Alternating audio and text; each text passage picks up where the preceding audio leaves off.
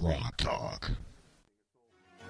This is the Coalition of New Hampshire Taxpayers. We're located at 8 North Main in Concord, New Hampshire. This is the repository for all things conservative and municipal. So if you have a problem in your town, your school, your budget committee, the right to know law, and now, at the top of our list is voter fraud. You have a tip for us, some information for us, you want to join or help us out, cnht.org.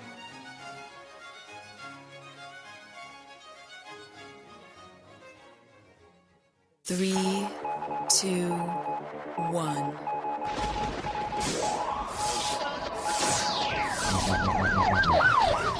Welcome to another edition of GrokTALK, brought to you by New Hampshire's leading conservative blog site, GrokTALK.com. We are your feared, extremist, right-wing, hard-charging, gun-toting, opinionated, outspoken, rabble-rousing, letter-writing, radio microphone stomping, conservatives, and rational libertarians. So get ready for another 30 minutes of news and opinion you could only get from GrokTALK.com.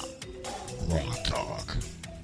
Welcome back to another edition of GrokTALK, live and pre-recorded for your enjoyment anywhere, anytime on iTunes, iHeart, Stitcher, Spreaker, TuneIn, and many other places. Please take some time to check out GrokTALK.com on Facebook and Twitter. Just search GrokTALK.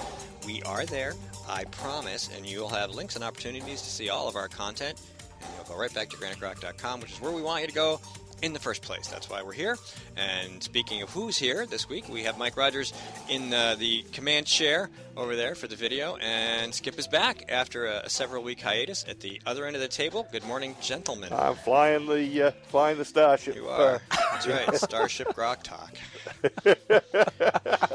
This week on Starship GrokTALK, our guests are Andrew Langer, president of the Institute for Liberty. He's going to talk to us about local broadcasting rights. And we also have George-Lambert and Kevin Avard, both of whom won their Republican primaries for the New Hampshire State Senate. We'll talk about the primary. We'll talk about their candidates and the races.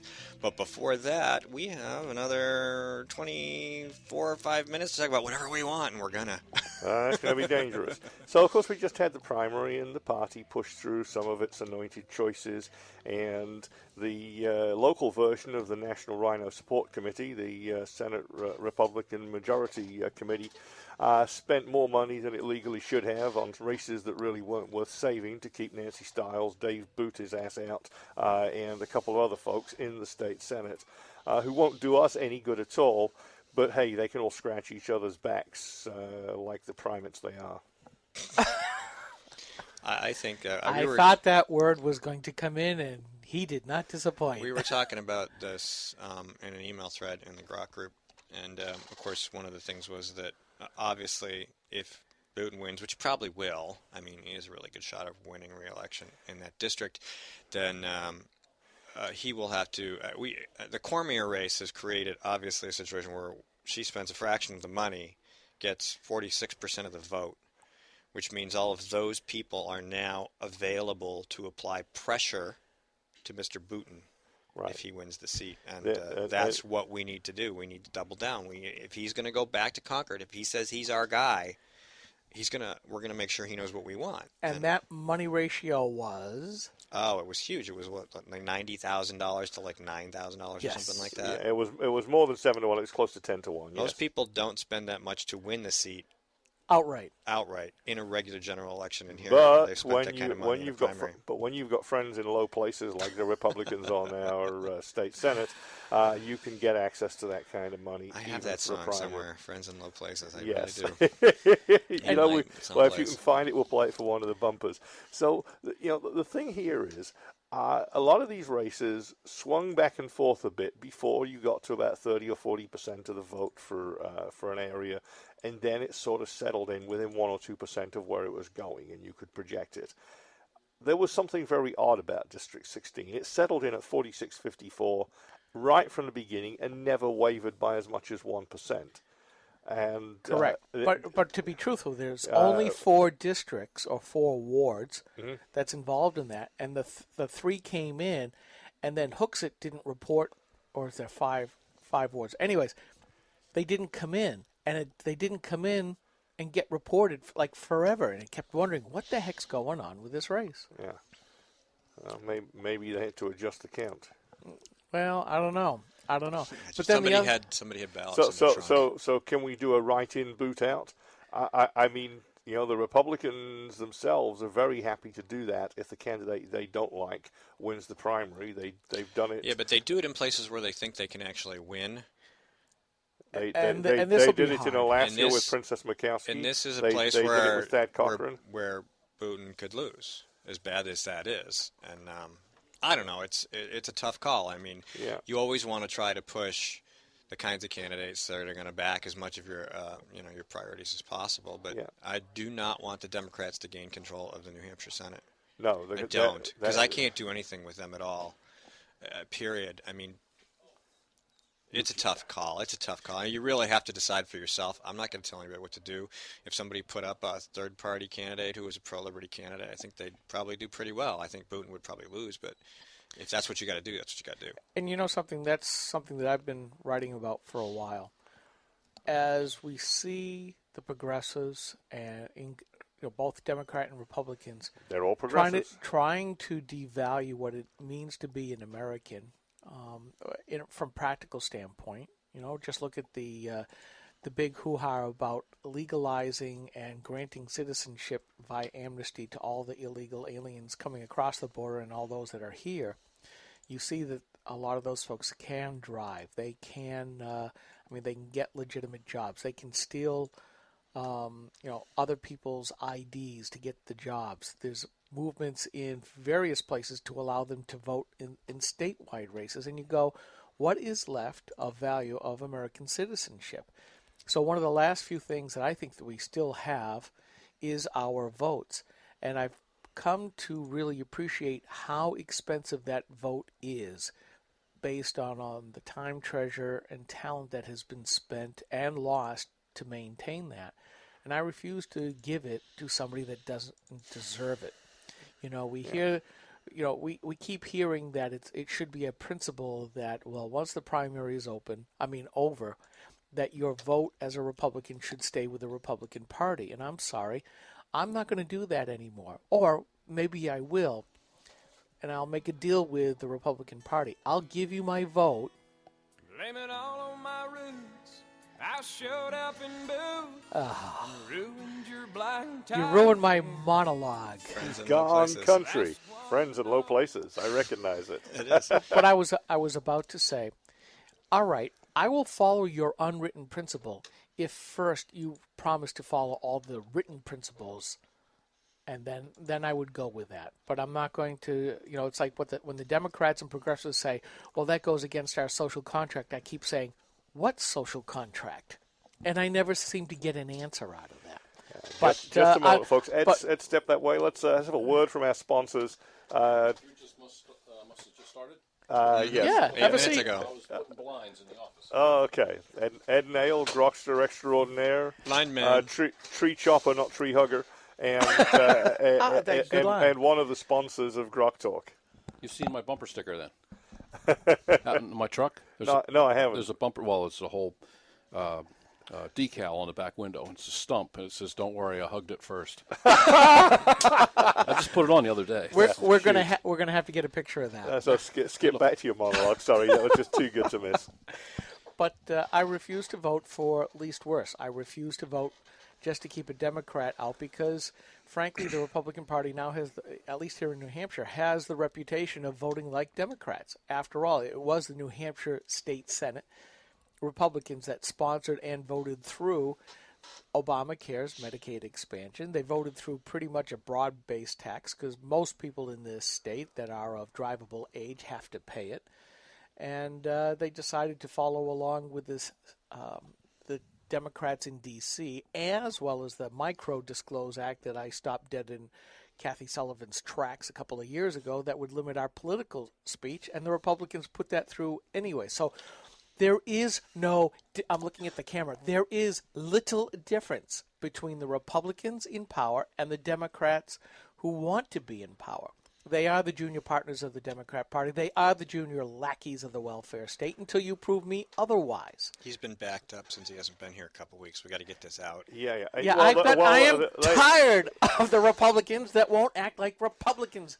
Don't tell me one thing, don't say one thing, and then vote and legislate the other way. Well, what we need is for the party to hold its members accountable, and they will not. No. They ask us to vote for their candidates in the name of constitutionally limited government, low taxation, and lower spending, and then they fail to hold those elected members responsible or accountable for their actions, and expect us to believe the same tune next time around, that they're still going to be voting for limited government. They don't. They can't. They won't. They're the wrong people. And, out of all these elections, there's a couple, as you say, Avard and Lambert, that will very likely hold to their principles. Gary Daniels, possibly, from down my way, might do quite well. I'll drag him in here. Marilyn Garcia, bless her, will probably do okay in Congress. Her voting record here was okay under pressure. Washington's pressure will be greater. I like that she's challenged Custer to a debate already, anywhere, anytime. Yeah, I love it. At Town Hall. I love that. Yeah, where you put the picture of the empty chair up. That's garlic to the vampire right there. Town Hall. Unscripted. She's done. No softballs. Can we ask her about the Middle East again? Well, yeah. we should. Marilyn Garcia is going to have to submit to some, let's say, guidelines for the debate. No geography questions, first of all. We'll start right off with that, right? None of this Middle East, this tricky Middle East, Europe, South America stuff. Anybody can get confused. Not everybody knows that Japan's an island, so you want to be careful when you debate. Not many people know Manhattan is an island, even though they call it Manhattan Island. They just don't get it. Hey, real quick. What about Rhode Island? Rhode Island. There you go. That's not an island. Throw that one at Annie Custer. Island of Rhode. What boat do you take to get to Rhode Island, Congressman Custer? Before we take our mid-segment break, I wanted to go after our Whiskey Tango Foxtrot. We've got a couple choices this week. Not knowing what to call the man-caused kinetic contingency operation in Iraq, Syria is one of them. Nobody knows what to call that. Some people say it's a war. Well, in the Obama administration. Right. Everybody else knows what it is. It's not a war if you're not allowed to shoot back. Because they'll give our guys directions. Target practice. Yeah, you only shoot when you shoot back when you've been shot at several times with a certain caliber on a Tuesday between certain. It's like duck hunting licenses and seasons. 2 of this species, one of that. You need the right kind of BMW. Yeah. That so the other one is college students must agree why they had sex to avoid sexual assault charges. That's a headline. And then in Instapundit. And the third one was homosexuals are upset because of the idea of heterosexual same-sex marriage. In Australia. Two heterosexual males got married in Australia. Yeah. And the homosexuals are all up in arms because they think it what? Trivializes marriage. The look on your face is priceless. I saw another one. Yeah, Ed's trying to compute that one. Well, I wanted to marry my rifle. Yeah. The Mini 14. That's kind of a cute name, isn't it? Mini 14. Oh, isn't she sweet? Yeah. Out in Iowa, I was reading in the Wall Street Journal this morning that Hillary is not being received well by the savvy Democrat voters. Do tell. They want somebody a little more with more gravitas, somebody who's a little more serious, someone that they can depend on, because she came in third behind Edwards and Obama last time. Yeah. Yeah. Wait a minute. So they're looking for better candidates? They had Edwards. Yeah, he's awesome. He was fabulous, Great right? hair. And Obama turned out to be his girlfriend thought so. Yeah. So the whole time he's doing that, he's running. He's got the girlfriend on the side. Anytime you have to sneak off to meet her at a hotel somewhere to avoid the media, it's good. So the Iowa Democrats involved in the primary want a little bit more serious candidate, somebody who's, they can depend on, somebody who's stable, like Obama and Edwards they voted for the last time since she came in third. So Hillary's having a tough time in Iowa. She hasn't been there since 2008. So if you're going to run for president, you think you would, leave behind a few breadcrumbs or something. So we'll see how she does. Never mind breadcrumbs. I think what you want to watch is leaving behind of squaw feathers in strategic places. We're going to take a break on that. I refer, of course, to Hiawatha. Go ahead. We'll be right back to talk about this some more because it's important. We are struggling. Rising healthcare costs are part of the problem. Senator Jean Shaheen helped create this mess we're in. As a state senator, her bill chased 21 insurers out of our state. It reduced our choices, raised prices for New Hampshire families, and when Jeanne Shaheen supported Obamacare, it limited access to 10 of our 26 hospitals, reducing our choices again. Tell Jeanne Shaheen she's made healthcare worse. Few things are as important as finding the right doctor. And under Obamacare, that's harder than ever. Over a third of our hospitals no longer available. Our doctors no longer covered. Fewer choices, longer drives. No state has been harder hit than us. And even after watching it impact New Hampshire, Congresswoman Ann Custer still supports it. Call Ann Custer. Tell her Obamacare isn't working for New Hampshire.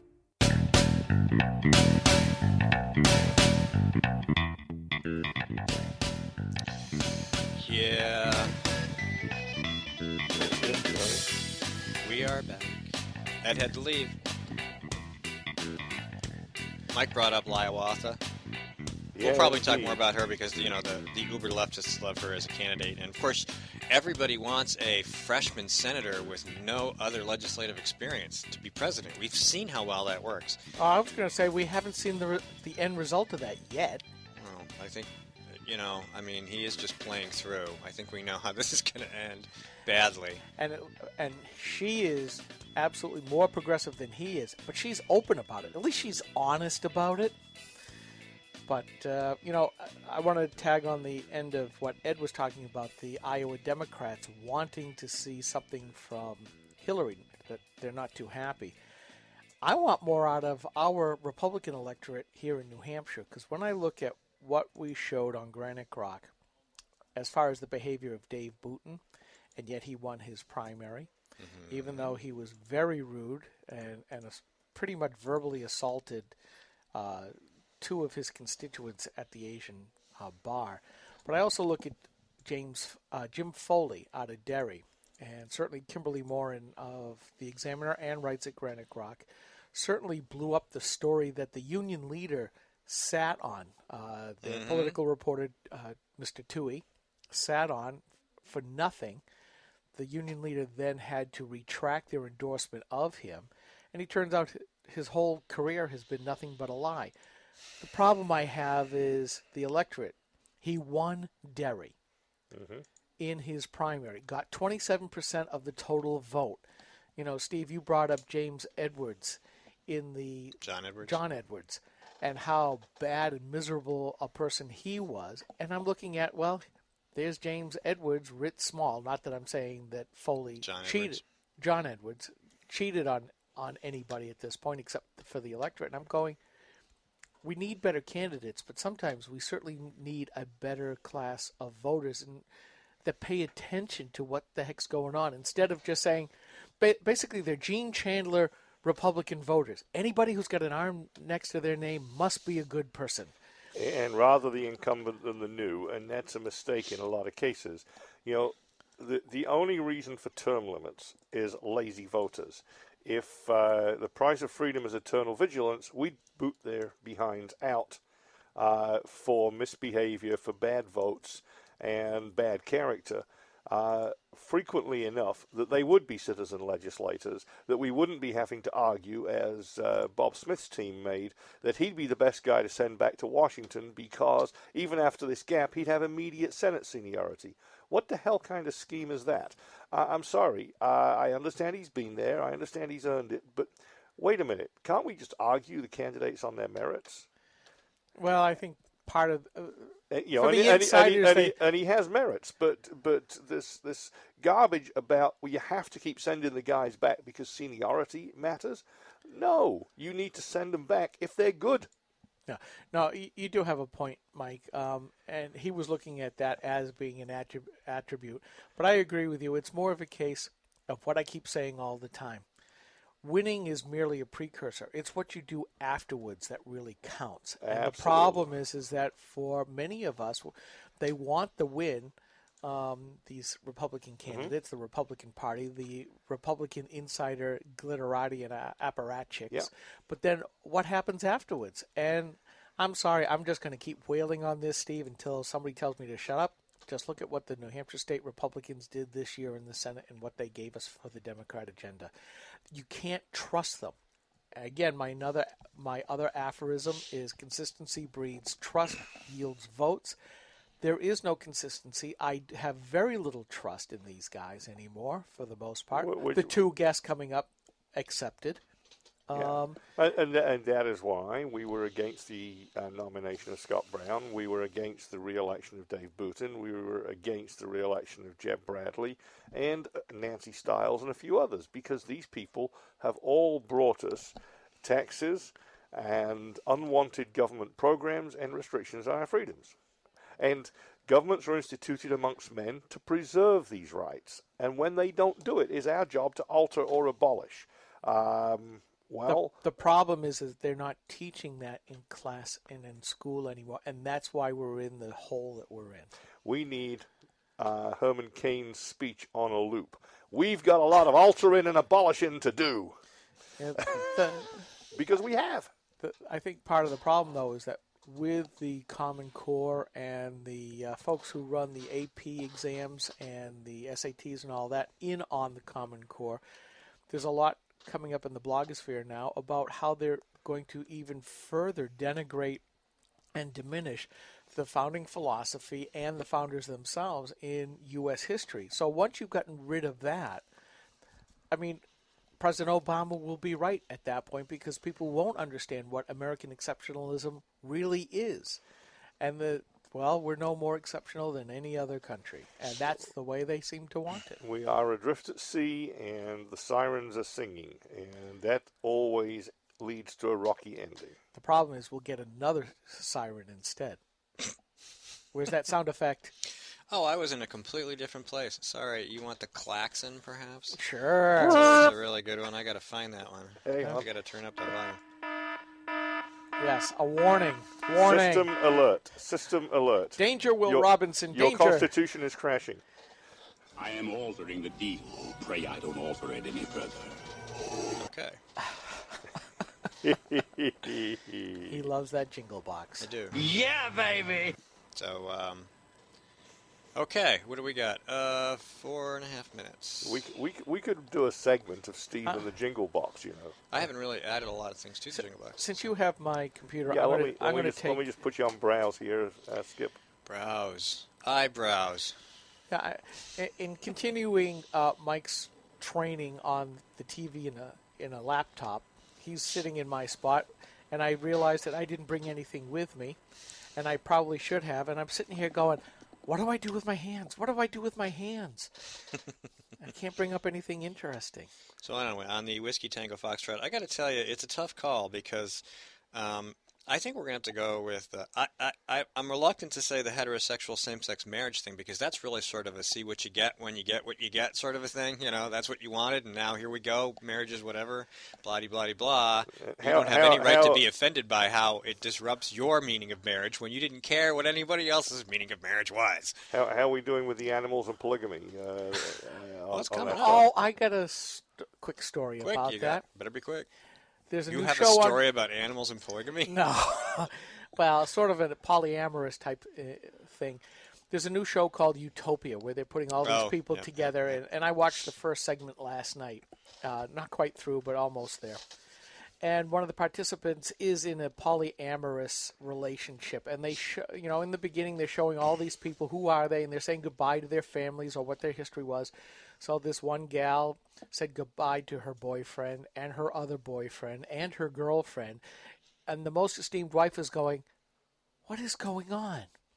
And once again we see TV and those behind the TV programs pushing an agenda that runs counter to traditional America. And, at some point, what will marriage be? Will it have any significance at all? And I truly believe, but by driving the traditional family out of existence, you will have broken apart probably the building block of society. And then what are we going to do? Right. I mean, most of the programs only have metrosexuals on them at best.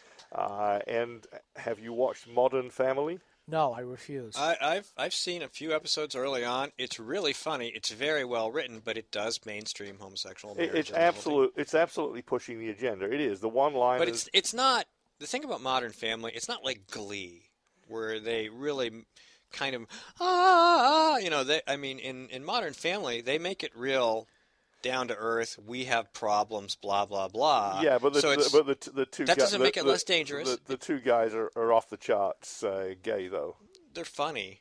They are funny. I don't watch the show, but I have seen it. And they're frankly caricatures of a gay marriage. They are. I do believe, they are. And that's probably intentional. But the thing is, it's about pushing the agenda. It's about making abnormal normal. If that's your lifestyle, that's your lifestyle. But don't push it on me, and don't try and pretend it's 20% of the population when it's maybe 0.1%. Actually, they said 2%. I have an ongoing joke for Home and Garden Television, because when my wife watches a lot of those shows where people look at houses and they decide which one to buy and stuff, I call it homosexual garden television, because every freaking night there's a gay couple or a lesbian couple or something. I mean, I'm like, statistically, this is very unlikely, Yeah. And a lot of this is in Canada too, so maybe Canada has I don't think they do. There aren't that many people in Canada to begin with. So, yeah. Well, it seems like the left is always trying to push quotas on absolutely everything in our lives. Why can't we put a quota on that as well? Can we call? It's only being within the left's guidelines. Can we call the LGBT crowd racist because they're pushing out the token blacks? You got to wonder. Well, then we're back to the gay baseball league. Where are the quota of gay Republicans? But they don't have them on Home and Garden Television. Like, come on, let's go. Line them up. Get them on there, buying houses and stuff. They all have jobs and careers. There's a problem there. There's two words that describe them, and therefore they are verboten. Republican and conservative. Oh, yeah. Can't have that. Yeah, no, even if you fit the agreed-upon, otherwise perfectly acceptable and desired identity group politics. So if a conservative of color is called an Uncle Tom, what is a gay person that's conservative called? Well, conservative? I'd hope by so. the left. Yeah. That's what we're looking for. All right, there's your quiz question for the week. Send us an email. Let us know what you think the answer to that question is. Hopefully you're watching We'll hear about it one way or the other. Great at GrokTALK.com. You guys are sexist, bigots. Well, anyway, that's what we're used to, and we don't care. To be honest with you, we let you rant on comments because you amuse us, and you give us things to write about. So, like Balancesto, for example, Hunter Balancesto, Dan? Him and that other guy. Yeah. So, this is GrokTALK, brought to you by GrokTALK.com. I'm Steve McDonald here with Mike Rogers and Skip Murphy. We will be back next segment with Andrew Langer, president of the Institute for Liberty, to talk about broadcast rights and the 1992 Cable Act. We'll be right back.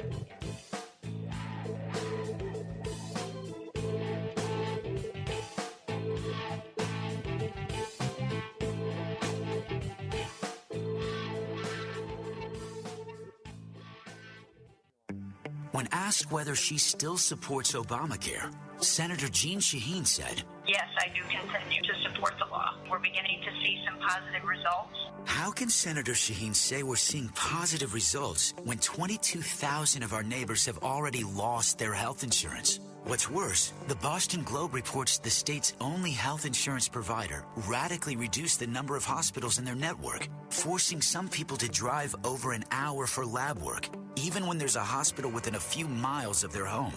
When pressed about lack of access, Shaheen said, "There are some hospitals that are not covered, unfortunately, and I certainly hope that's going to change."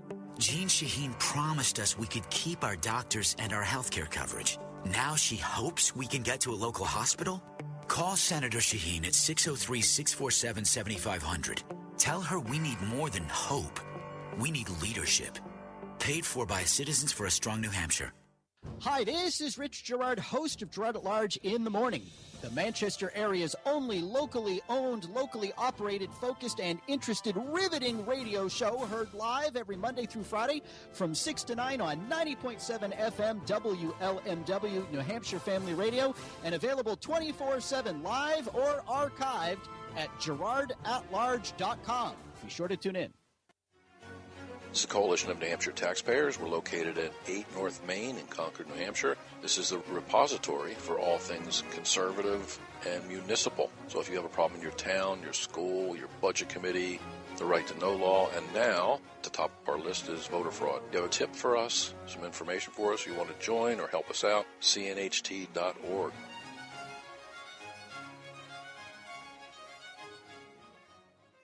Hi, this is Rich Gerard, host of Gerard at Large in the Morning. You're listening to GrokTALK. GrokTALK. This is a coalition of New Hampshire taxpayers. We're located at 8 North Main in Concord, New Hampshire. This is the repository for all things conservative and municipal. So if you have a problem in your town, your school, your budget committee, the right to know law, and now, at the top of our list is voter fraud. You have a tip for us, some information for us, you want to join or help us out, cnht.org.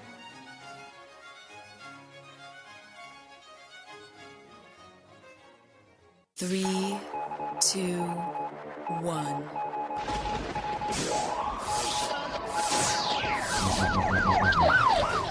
Welcome to another edition of GrokTALK, brought to you by New Hampshire's leading conservative blog site, GraniteGrok.com. We are your feared extremist, right-wing, hard-charging, gun-toting, opinionated, outspoken, rabble-rousing, letter-writing, radio microphone stomping, conservatives, and rational libertarians. So get ready for another 30 minutes of news and opinion you could only get from GraniteGrok.com. GrokTALK. Welcome back to GrokTALK segment 2 for September 13th, 2014. I Coming cut up, to Steve a little early. We had him swigging his coffee. That's all right. I swig my coffee every week, and everybody gets to watch me promote Dunkin' Donuts. Thank you very much. They don't give me any money, but they don't even give me a discount on the coffee. I should actually ask. And ditto, Mountain Dew. Your battery acid over there. So, coming up after this segment, don't forget, George Lambert, candidate for New Hampshire State Senate, and he will be followed by Kevin Avard, who also has won his primary, and we'll be talking about his race and his Democrat opponent. But now I would like to welcome to the program Andrew Langer, who's the president for the Institute for Liberty. Andrew, welcome to the show. Thanks for having me on, and I'm torn between either the coffee or the Mountain Dew this morning. Have you ever mixed them? Ooh. No. Yeah, I can only imagine what that would taste like. That would probably be horrible. But anyway, so we wanted to talk about local broadcasting, 92 Cable Act. Before we do that, you are the president of the Institute for Liberty. Why don't you tell our listeners who that is? Sure. We're an advocacy organization divided these days between Washington, D.C. and the cradle of American liberty, Williamsburg, Virginia. We focus on small business and entrepreneurship, spend a lot of time dealing with the seeming ever-increasing thirst for power of the federal executive branch, that we never seem to be ending that power, and we deal a lot with the federal regulatory state and its impact on the aforementioned small businesses and entrepreneurship.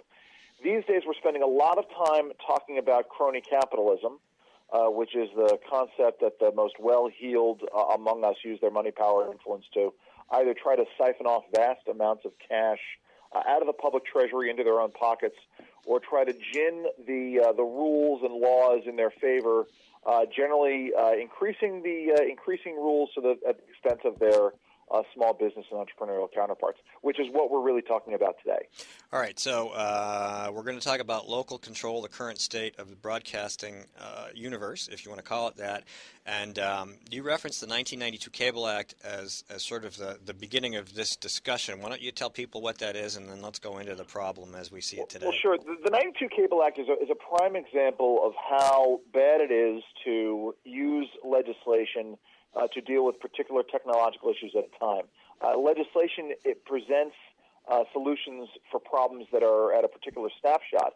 And because legislation is so difficult to undo down the road and the regulations that it creates, especially when you're talking about technology, the world tends to get far beyond these laws. And so the 92 Cable Act, one of the issues we're talking about here, 92, most of us got our TV broadcasting either using over-the-air rabbit ears or these new things called cable boxes.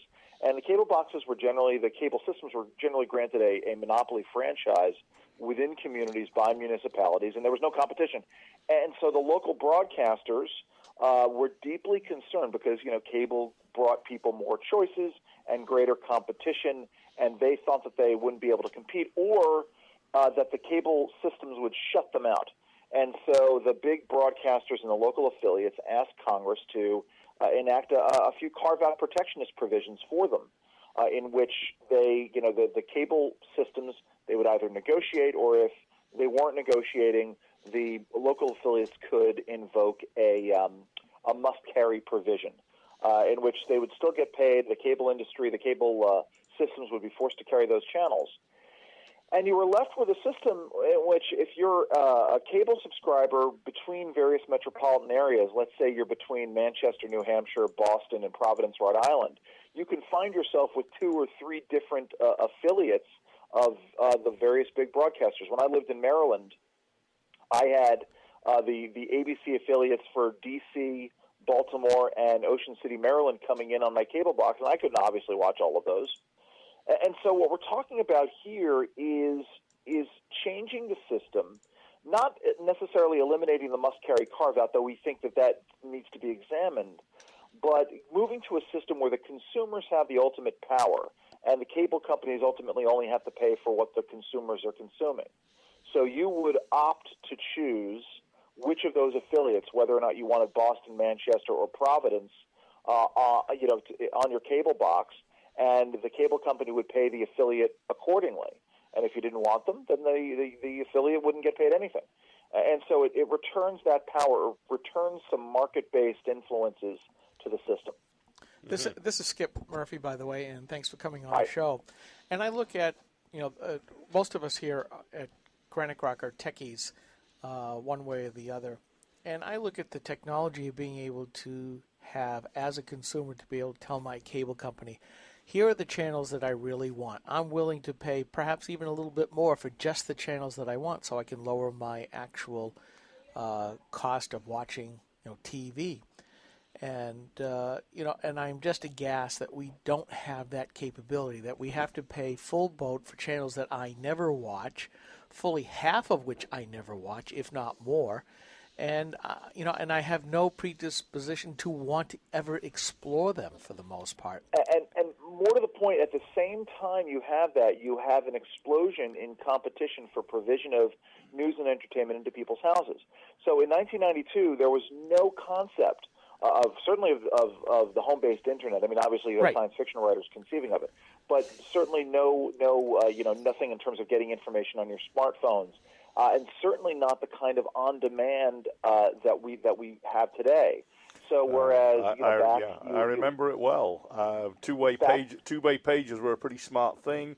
Dial-up internet and that World Wide Web thingy was just beginning to become available about 93 or 4, I think.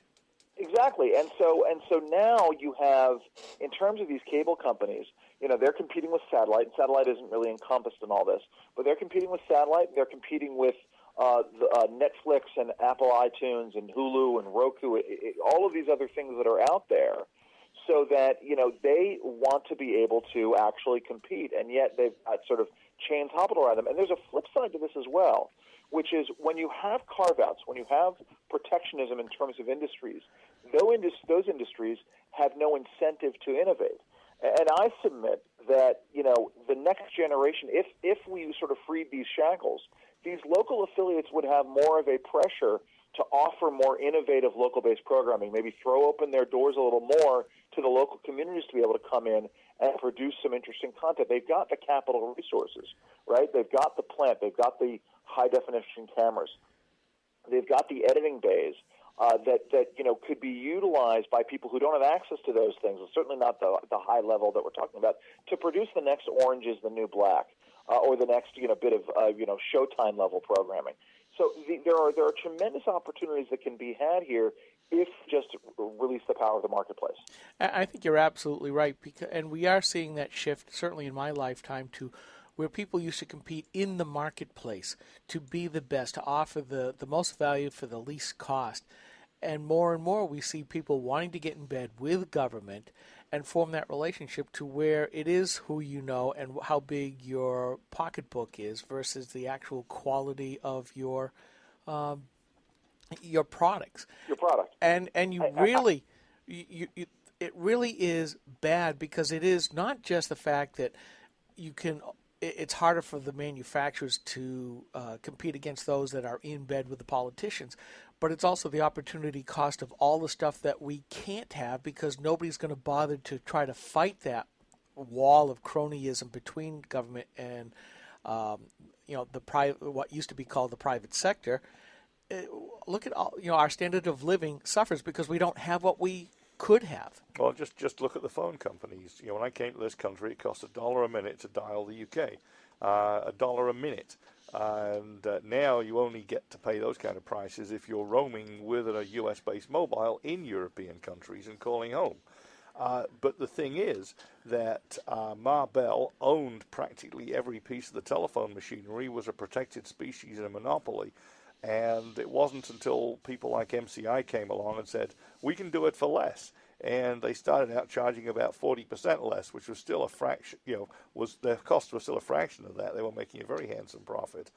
But it took lawsuits, and it took the federal government getting into a monopoly lawsuit against AT&T to break it up, which is pretty ironic because, as far as I can tell, the government helped create the monopoly in the first place. But I would also submit that the demise of the Ma Bells of the world happened also because as cellular got bigger and as more people could compete in that cellular space, right? You have this one hardwired monopolistic technology, and then all of these other things sort of sprung up around it into that space. And of course, obviously, the government got dropped in and regulated it.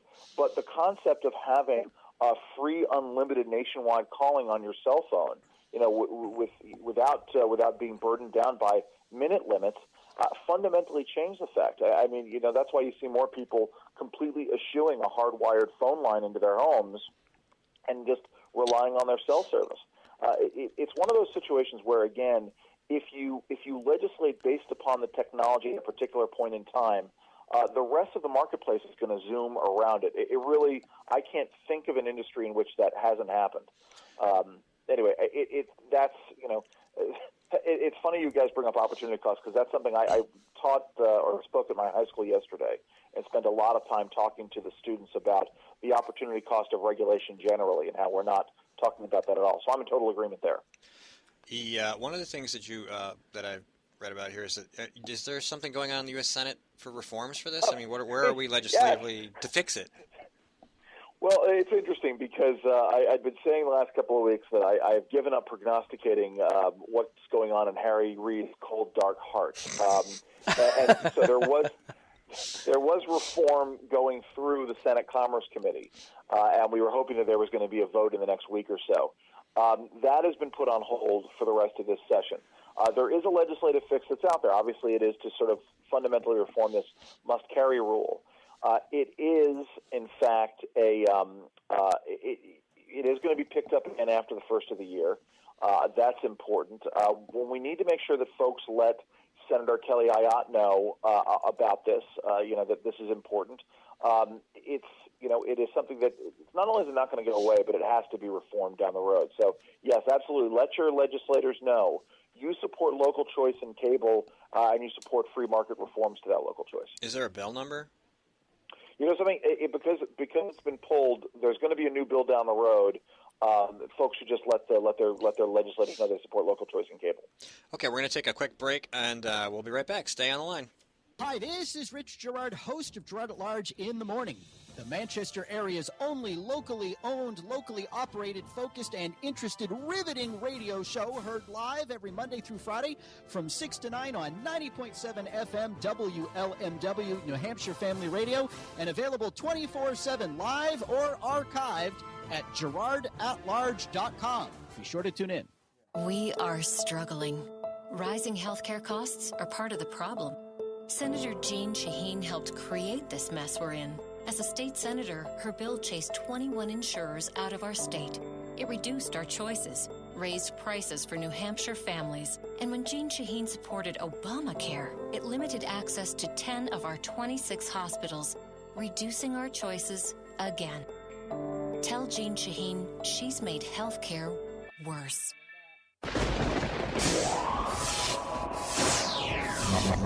GrokTALK. Hey, my music didn't start when it was supposed to. There we go. Playing around with the configurations a little bit, likely to have some hiccups. Steve McDonald here with GrokTALK, Mike Rogers, Skip Murphy, and on the line we have Andrew Langer from the Institute for Liberty. Oh, I hope it's still there. You still there? I am. Oh, yeah, good. We didn't drop you. Creative. We didn't drop you in the break. Okay, no, and I muted my phone, so yeah. Oh. So I appreciate it. Yes, I'm still here. Okay, outstanding. What's up next? Let's keep going here. Well, we've talked about the TV, but I've also seen some of your work out in the blogosphere. Can you talk about some of the other stuff, especially as far as overregulation that almost shuts down small businesses? You guys have had a bit to play in those areas as well, and you've had some good successes. Well, absolutely, and I'll talk about overregulation. I also want to talk about Operation Choke Point, which is really one of the other major issues we're working on. Yes, indeed. But I spent a number of years as a small business lobbyist, really peeling away the issue of the impact of regulation on business.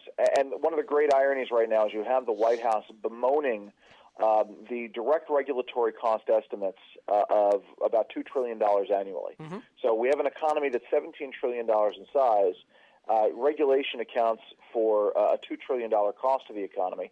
And it's funny because the Obama administration was bemoaning that, but this is a number that comes from the Obama administration. The Obama administration's own Small Business Administration does, every 5 years they do a survey of the impact of regulations on the American economy. And that is only a snapshot of direct regulatory costs. We've been working very hard on the issue of opportunity cost.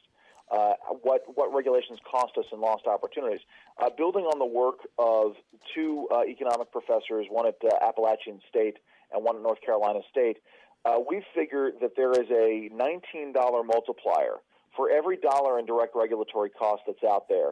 It costs us $19 in lost opportunities. Wow! So that totals $38 trillion.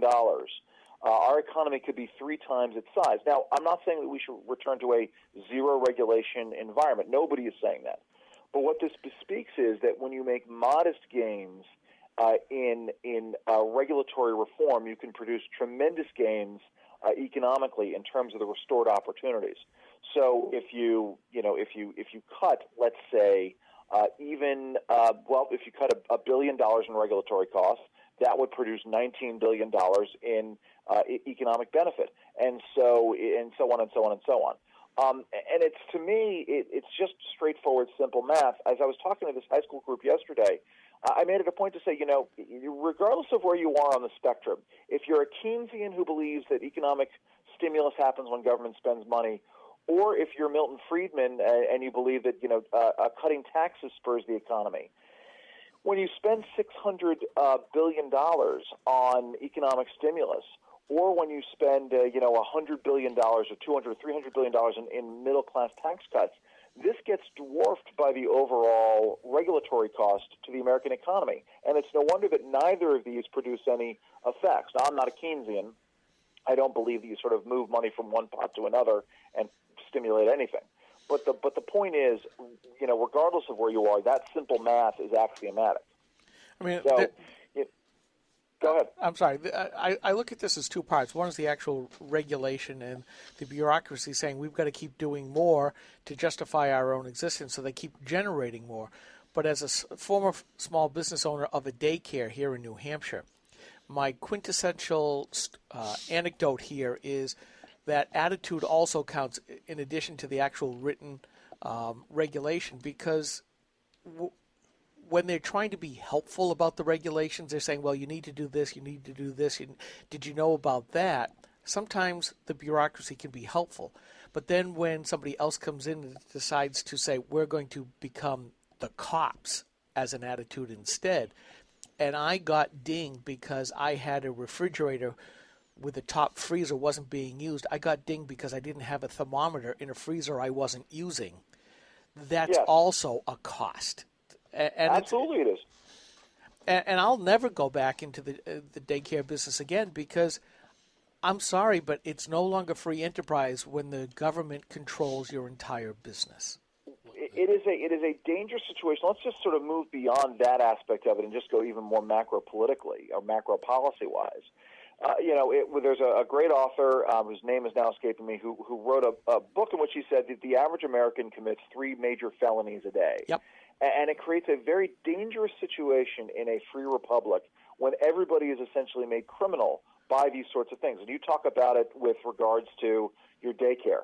The fact is that when you operate a business like that, any sort of a bureaucrat, any sort of a regulatory enforcement agent can come into your business and ding you.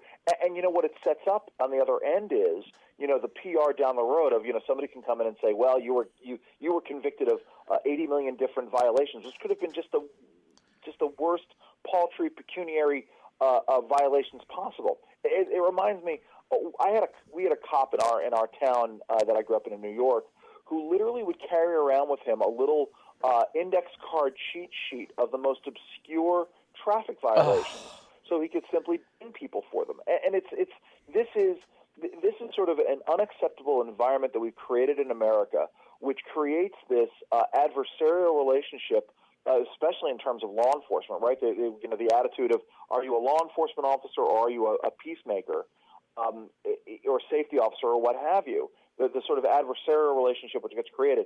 Certainly, in terms of major regulatory reform, changing that, OSHA, the Occupational Safety and Health Administration, had an excellent program during the George W. Bush years called OSHCON, OSHA Consulting, where they would come in and in a retaliatory-free environment, they would come in and evaluate your business. They would make recommendations. You would correct the recommendations or make the recommendations, adopt the recommendations that they made. And then they would come in and certify you as OSHCON certified. And then you would get as part of your reward, you would get a break on your workman's comp insurance. They sort of worked with a number of the workman's comp insurance businesses. And it was a great project because, right, the overall goal is to make workers safe and healthy in their workplace. What happened? The left, always calling for greater amounts of regulation, they dinged OSHA for not engaging in more enforcement actions. It became this whole sort of bean counting operation in terms of that. And so what happens? The new OSHA administrator comes in under Obama. OSHCON goes out the window, and the number of enforcement actions goes up. Now, does that protect worker safety, or does that create a relationship in which the firms are not going to be willing to have OSHA inspectors come in their business? And I say that creates a worse, more worker unsafe situation. Well, this is Ed Nail from the Coalition of New Hampshire Taxpayers. You were talking about stimulation and government money. If you move government money from one pot to another, you can stimulate people to work on your campaign. I know that. Yes. And if you have enough regulation and authority over people, you can do things like that have been done to Catherine Ellerbright, I think her name is, from True the Vote. Oh, yes. They've had OSHA, they've absolutely had EPA, they have the IRS. This is a woman I met. She does similar to what we do on national basis, looks for voter fraud. So once that machine is in place, you have the ability to crush opponents and lure unwary people into your camp.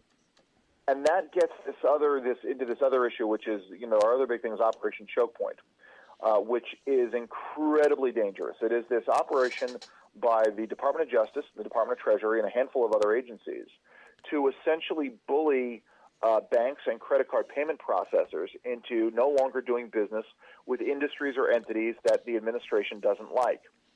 Literally, they use the threat of regulation and regulatory action and subpoenas to say to these financial services companies, don't do business, shut down the accounts, stop processing credit card payments, and literally choking off the flow of cash to and from these businesses. Payday lenders, check cashing businesses, pawn shops and firearm sales, ammunition sales, adult entertainers, online gambling, all of these things have been caught up in Operation Choke Point.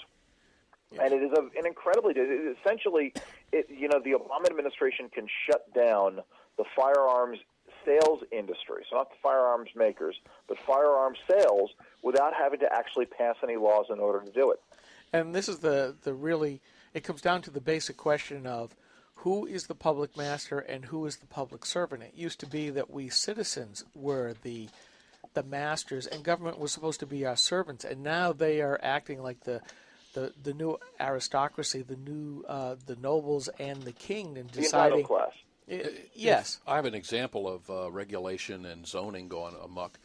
Stop at the Dunkin' Donuts in Henniker sometime. Here's a Dunkin' Donuts bought like a 2-acre parcel, and the zoning and planning people in Henniker have made that Dunkin' Donuts almost unusable. If you drive in, there's almost no way to back out of the place. It's one way through. Even the people who have come there that aren't going through the drive-through lane are trapped. It is an absolute disaster. And it's some of the best minds in Henniker put that together with the best regulations. Local government is just as screwed up. Isn't the old line a camel is a horse designed by a government committee? There you go. So I don't think they wanted a Dunkin' Donuts in town, so they're just trying to teach Dunkin' Donuts a lesson. We're going to make it so nobody can get in and out of there. Astoundingly horrible. Yep. Andrew, we got about 2 minutes left. Contact information, where you guys can be found, what you're doing. Absolutely. Yeah, I mean, for us, we're spending all of this time working on crony capitalism. I do my own weekly podcast, folks can check out. I do a guest host on SiriusXM's Cam and Company quite often, so come find us there. We're on Twitter at I Choose Liberty. Also, you can find the IFL website at www.ichooseliberty.org. We're on Facebook. Obviously, I'm on Facebook. I'm on Twitter, Andrew_Langer.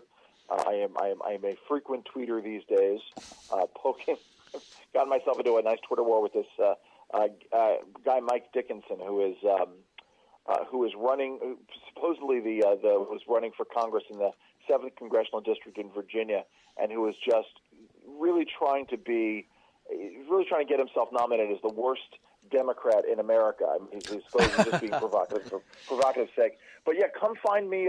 Come find us there. We'd love to have you come visit. Check out the work that we're doing. Well, thank you so much for taking some time to talk to us today. Thank you very much, guys. All right, Andrew, have a great weekend. Thank you. All right, we'll see you. Bye-bye. All right, Andrew Langer, Institute for Liberty. He gave you a bunch of clues on where you can find him. Go do that because they do some great stuff there. And, that's we like to get guests like that in. We want to get more of them. There's a lot of things going on out there that you just aren't aware of, and we'd like to help get you in touch with just folks. like there's Democrats all over society creating a plague of regulations, there are brave conservatives in little groups fighting against it all over the country. But political activism is like a buffet here in New Hampshire.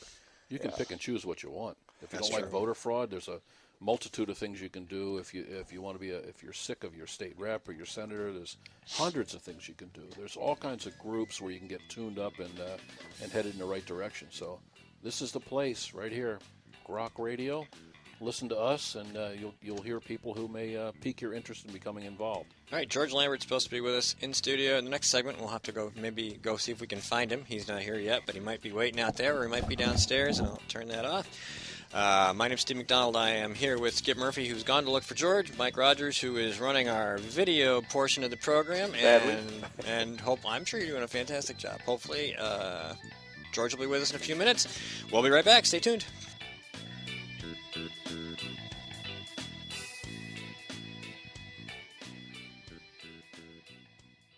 Senator Jeanne Shaheen said, if you like your current health plan, you can keep it. That's not true, Senator. 22,000 New Hampshire citizens have been kicked off their insurance plans. Hospitals in Rochester, Concord, and Portsmouth, they aren't allowed to provide care under the exchange. Senator, you were wrong in your comments. You should apologize for your misleading remarks. I'm calling Senator Shaheen at 750-3004 and telling her I want my doctor back. You should too. Paid for by saberpac.org, not authorized by any candidate or candidate committee. We are struggling.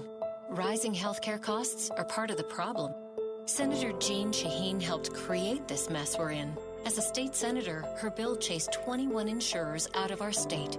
It reduced our choices, raised prices for New Hampshire families, and when Jeanne Shaheen supported Obamacare, it limited access to 10 of our 26 hospitals, reducing our choices again.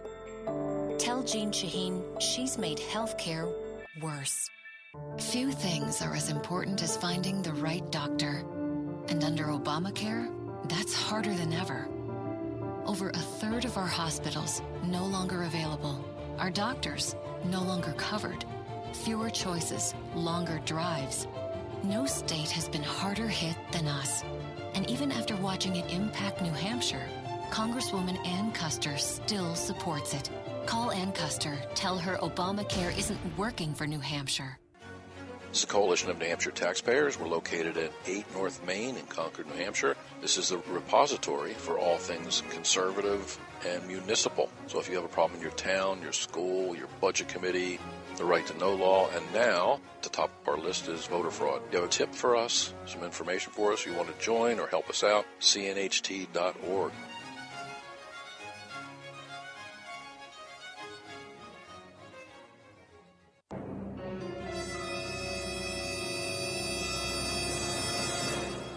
GrokTALK.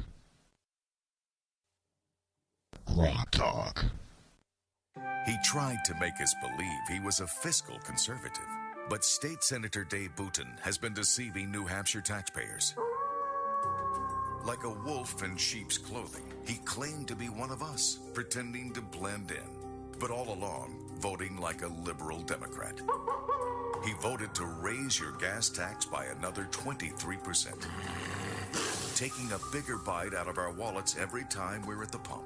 And oh, how he drooled at the opportunity to vote to expand Obamacare, which will result in higher taxes and longer wait times in the emergency room.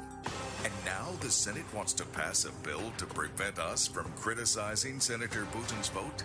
Call Senator Booten at 603-203-5391 and tell him that we're on to his wolf in sheep's clothing routine. Tell him to stop pretending to be a fiscal conservative and start voting like one. Paid for by Citizens for a Strong New Hampshire. 3, 2, 1.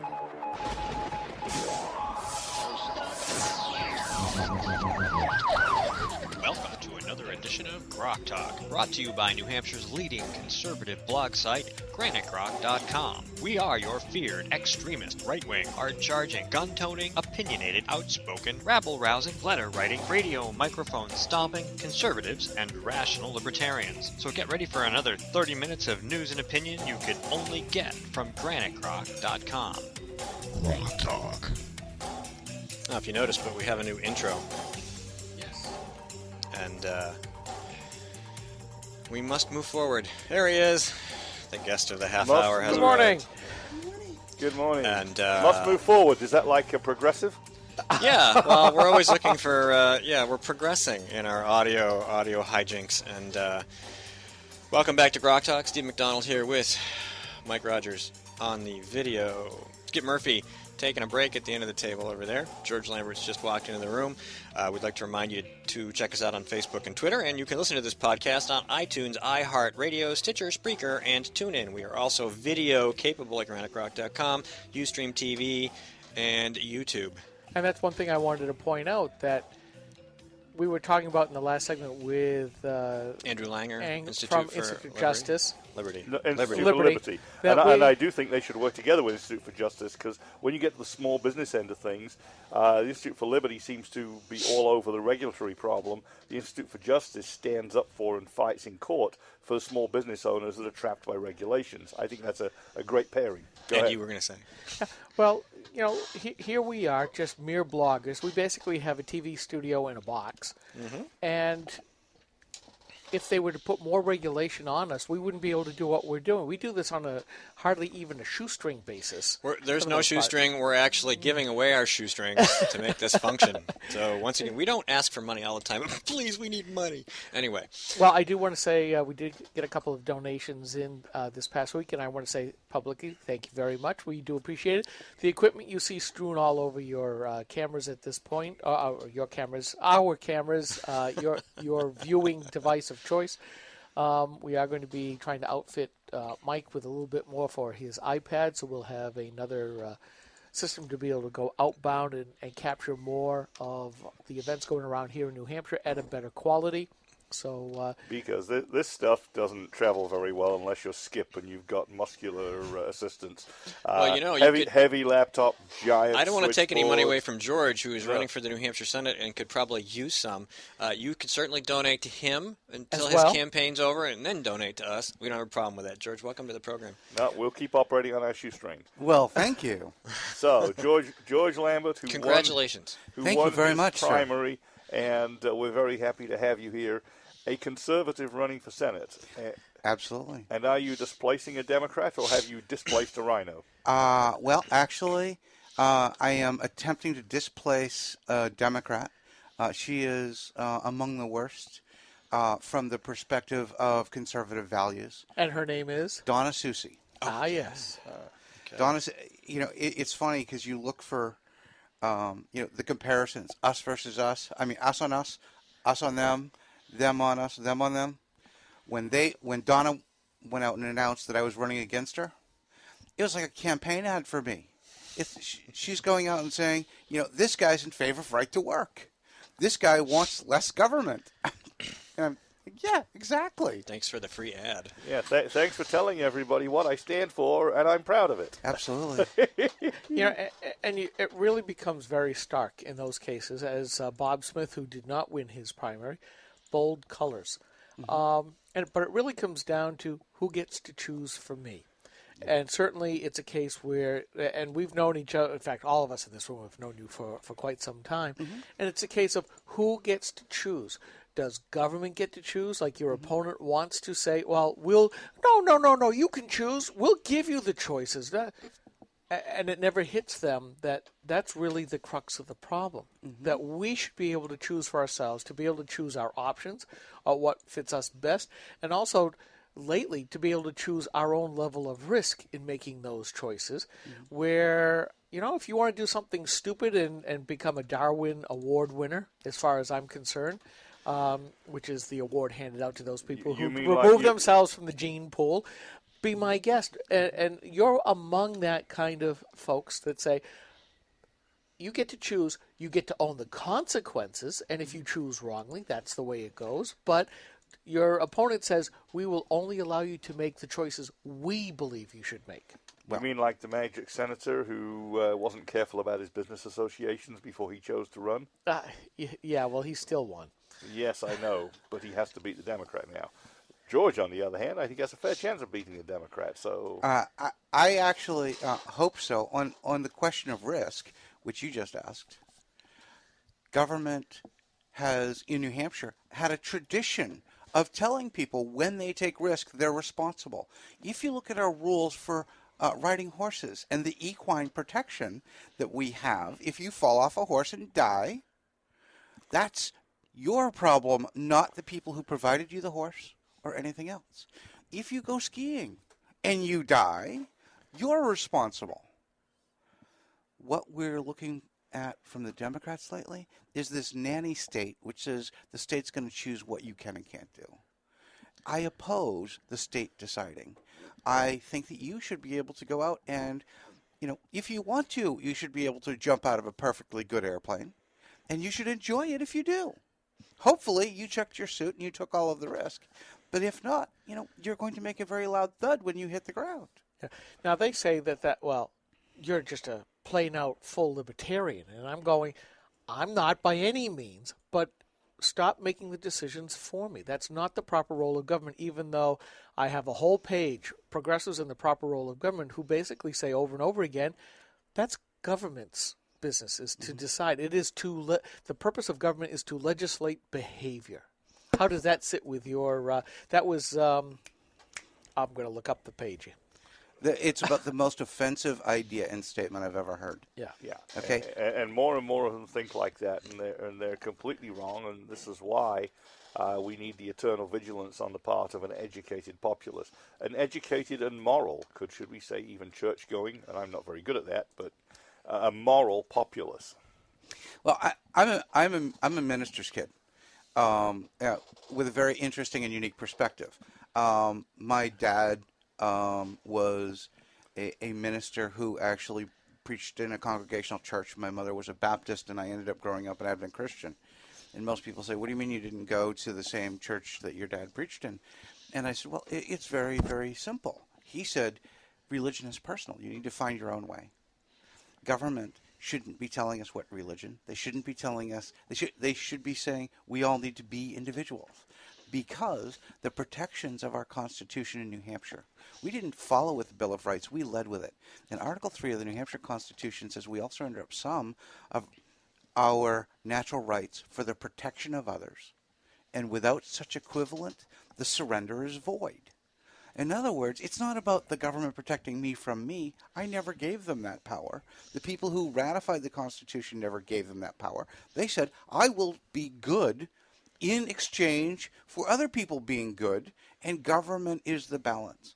We've expanded so much to define it that it's taken on a life of its own. Yeah, I've got those quotes, by the way, and that was New Hampshire State Rep. Lee Webb, who said the role of government is to legislate behavior. But what's even worse, and speaks directly to what you were talking about, New Hampshire State Rep. Chris Roberts, again, both Democrats, government has to protect us from our own stupidity. I heard him say that. No. Nothing should protect you from your stupidity. A jail cell should protect other people from your stupidity if it's bad enough and harmful to others. And that's why I have a libertarian approach even to drugs. I don't favor drugs. I don't use drugs. But you should be able to choose. And if you use and do something stupid, well, that choice may lead directly to a jail cell. And if stupid people end up in jail, that's improved the gene pool. I'm sorry to say I actually agree with you. I proposed legislation that would have gone out and said our traffic laws should actually judge people based on the outcomes, not on procedure. And I'm this guy who has been fighting car inspection issues. We don't have equal protection. It's on the HRA's hit list for next year, which is really exciting to go out and say, what is it that makes it so that a car rental agency that parks a car at Manchester Airport isn't subject to the same rules as the guy who lives next to the airport? We don't have consistency. Mm-hmm. Let's go get some consistency or stop nanny stating. Well, it was like the knife laws. And yeah. Our knife laws were all over the place. You couldn't possibly have a clue what was expected or required or what you were entitled to or what rights you have. And, some folks on the right went in and said, look, we're going to fix this. And everybody agreed. It was a good bipartisan effort. Everybody's like, you're right. These are crazy. These laws are ridiculous. Why isn't this the same? And they fixed it. Exactly. And that's another situation where we, people say, well, the right and the left never agree. We disagree on all the really important stuff. And this is important. I don't want to say it isn't. But it's not something that shifts the entire political dynamic. It's just common sense. If we had more common sense in government, we wouldn't have 11,000 pages, almost 12,000 pages of law. Most of the public doesn't actually know what laws govern them. And the way that law was done early on is they went out and looked at all of the groups of laws in all of the communities in England, and they said, what is the consistency? And we'll call that the common law. And the common law was this consensus of what would work. Yeah, and I want to go back to a couple more points because frankly, I keep coming up with more and more quotes because people keep saying stupid stuff. Your list grows. It does, and I'm always willing to add to it. That's because the liberals keep talking. Well, there's a Republican one here on here as well. They're progressives too. New Hampshire State Representative Deborah DeSimone, Republican. The Constitution is a guideline, which means it's not a foundational law. It's not what really sets the tone for everything else. If you like it, it's sort of nice. And then New Hampshire State Representative Sandra Kearns, again, was a Republican, now a Democrat, so at least she was honest about that. I don't try to justify anything by the Constitution. It's not my job, and I don't want to do it. So it speaks to, your early point of we should be obeying the Constitution. But what do you do when you have lawmakers who say no? Back to the eternal vigilance. Well, you have a worse problem than the legislators, and that is the public needs to question authority. And we as a society, don't like people who question authority and say, by what right? I actually did that at the polls the other day. Someone went out and said that I wasn't allowed to do something. And they asked the individual from the Attorney General's office. And he said, you can't do that. And I said, that's fine. Tell me why you have that authority. And he shook his head. He did not know what to do. I said, you give me a letter explaining why you have that authority, and that will be fine. I will stop doing this. But until then, I won't. And he didn't know what to do. So he left, and he went and made phone calls. And he came back. And the lady goes, what are you going to do to fix it? When is he going to get his letter? The guy just shook his head. Ed Right? Nail used to do this all the time. He, because he poll stands a lot, he does a lot of stuff, and he has the election laws, and he knows the election laws, and somebody comes up and says something, and he's like, no, that's not the law. Exactly. I'll quote the law to you, and he'll quote the law, and the cop will be standing there, and he'll be like, it's the law. What are you going to do? We're going to take if we don't question that, oh yeah, absolutely. then we lose. The public loses because in the questioning of it, we gain new value. We're going to take a break. We're going to come back. We're going to talk about your district, any unique challenges you may have there, and the campaign and where we're going. Be right back. She tried to make us believe she was a fiscal conservative, but State Senator Nancy Stiles has been deceiving New Hampshire taxpayers. Like a wolf in sheep's clothing, she claimed to be one of us, pretending to blend in, but all along voting like a liberal Democrat. She voted to raise your gas tax by another 23%, taking a bigger bite out of our wallets every time we're at the pump. And oh, how she drooled at the opportunity to vote to expand Obamacare, which will result in higher taxes and longer wait times in the emergency room. And now the Senate wants to pass a bill to prevent us from criticizing Senator Stiles' vote. Call Senator Stiles at 603-918-0553 and tell her that we're on to her wolf in sheep's clothing routine. Tell her to stop pretending to be a fiscal conservative and start voting like one. Paid for by Citizens for a Strong New Hampshire. Hi, this is Rich Gerard, host of Gerard at Large in the Morning, the Manchester area's only locally owned, locally operated, focused, and interested riveting radio show, heard live every Monday through Friday from 6 to 9 on 90.7 FM WLMW, New Hampshire Family Radio, and available 24/7 live or archived at gerardatlarge.com. Be sure to tune in.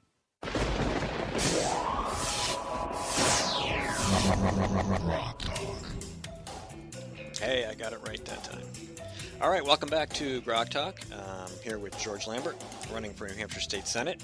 And we want to talk about your district, the district number, the towns, who's involved, what the dynamic is, what the over-under is, what's the parlay.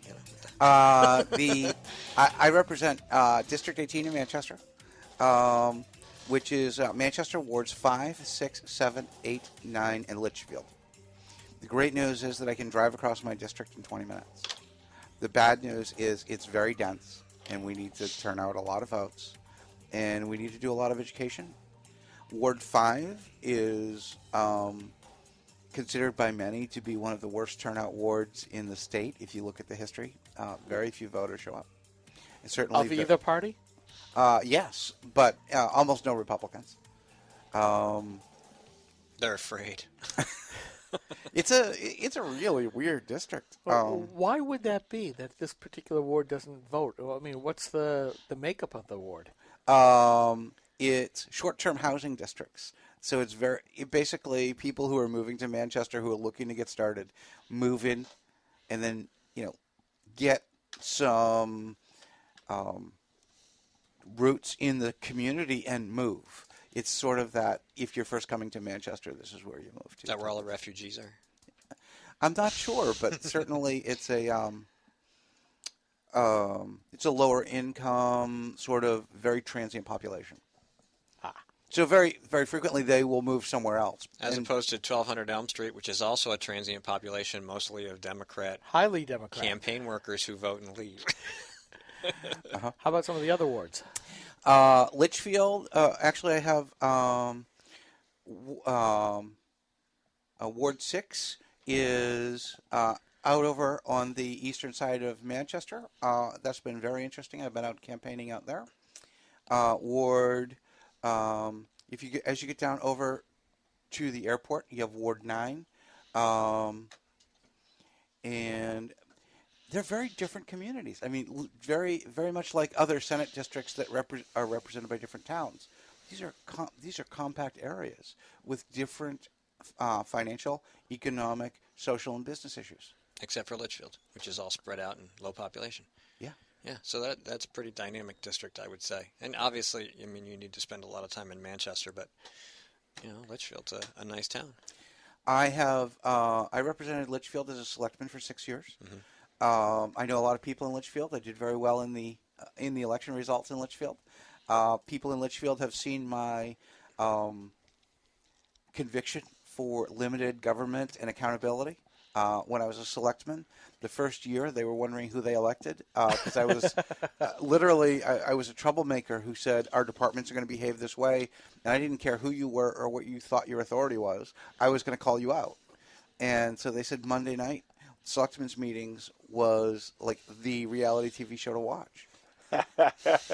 Like Prime Minister's Question Time, only more local. Yeah, and so what happened is by the third year, things were running very smoothly because everyone knew you weren't going to get away with something. Sounds like when I was on the budget committee. Yeah, First couple of years, wahoo. But once they actually expect you to be calling them out, they behave better. Yes, because the camera changes expectations. Big time. We, my friend and I who were on the budget committee, we were a disruptive force because we didn't care about the good old boy network, and we got a lot of flack.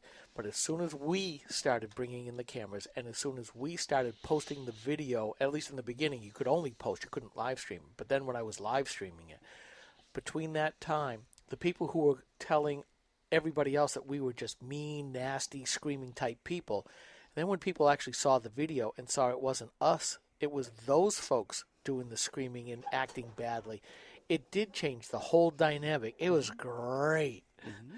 And then people understood, we're trying to get to the nub of stuff. Yes, we have an agenda. My agenda was one thing.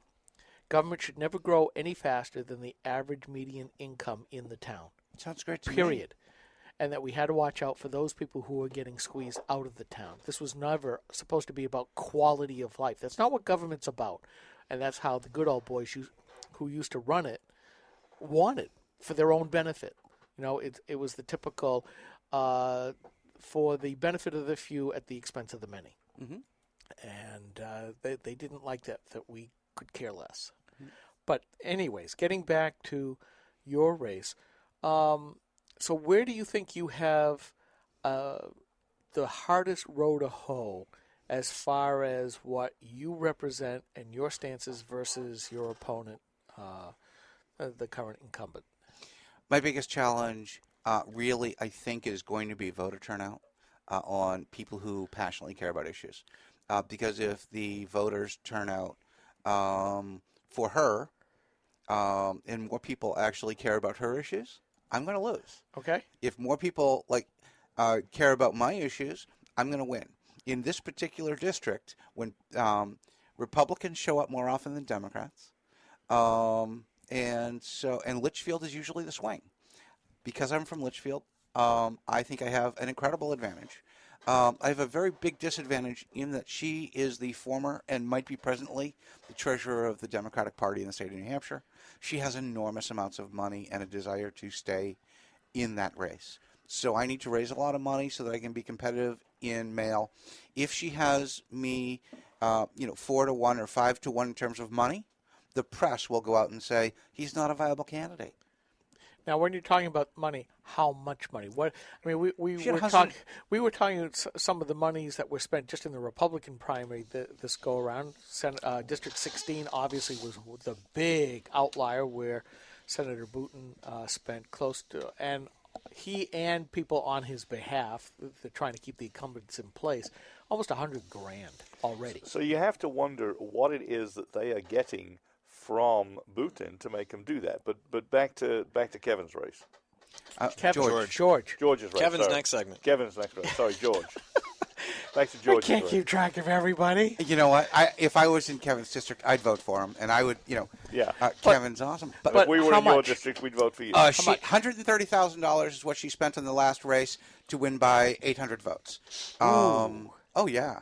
That was close. Yeah, she's making people's mortgage payments on that. 2012 was good for Democrats because of the presidential election. I mean, Shaheen's running, so obviously there'll be a lot more campaigners and Democrat campaigners and staffers and stuff in state, but still 800 votes in 2012. Yeah, I know. And so, I won the primary, which was a low turnout primary, by I think it's somebody's Some people are saying 14. Some people are saying 17 points. Yeah, it was close to that. I forget the numbers. It's It a was like, big number. It was a good number.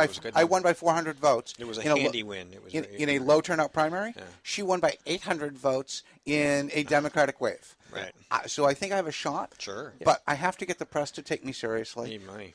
And I need a lot of money. And I've said, I will go out and help all of the I will help defeat all of the Democrats that state reps are up against in Manchester. If people will go out and support my race, I will go out and push all of the people who are with us. Chuck Morris is writing checks for mailers. Yep.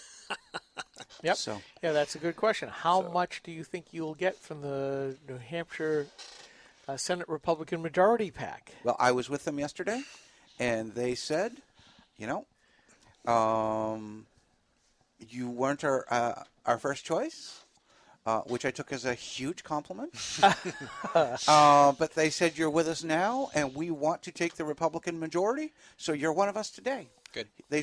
He said, we spent our money protecting the people who raised it, and for those of them who, lost, we now have a group of senators, and we're going to go out and put as many of them into office as we can.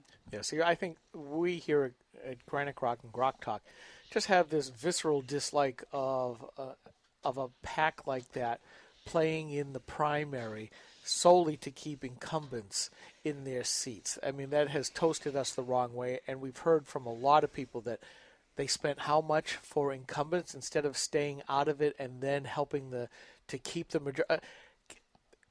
Fighting in the primary doesn't give you the majority in the general. Correct. And they spent, what was it, 30,000. 28,750. Close. I mean, that's a lot of 30 grand. That's quite a bit of donor money gone in a primary. Well, it's actually worse than that. This is a picture from my phone. That is a Republican senator sitting with anti-right-to-work union lobbyists talking about taking money before the primary. Can you send me this picture? Of course. And please. Meanwhile, let's hold it up to the Ditto Cam. Just a second. Let me switch the Ditto Cam on, and hang on. Is that Senator Bootham there? I don't know who it is. I do, and it is. So we're telling you who you took a picture of, even though you didn't know who it was. Oh, I just thought. I thought that was a Democratic senator. Well, you see, there it is. No, I don't think so. Look, I only looked at his voting record. So so did we. The Ditto Cam shall record that Senator Bootham was in cahoots with lobbyists. Hey, he's a good lobbyist. I mean, the lobbyist is actually a Republican. He keeps telling me that. We got contact information. You got about 30 seconds. Okay. Well, please look me up online. It's lambertforsenate.com. And my phone number is 603-315-2105. Donations accepted. Any way you want to send them. Email. marchon at gmail.com. Twitter? March on Twitter. Facebook.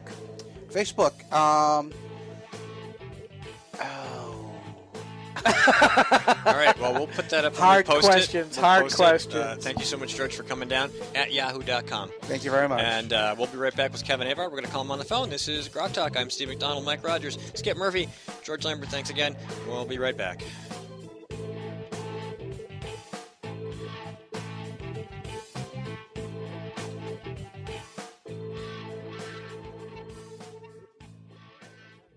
New Hampshire is famous for scenic drives, but they're tough to enjoy when you're on your way to the doctor.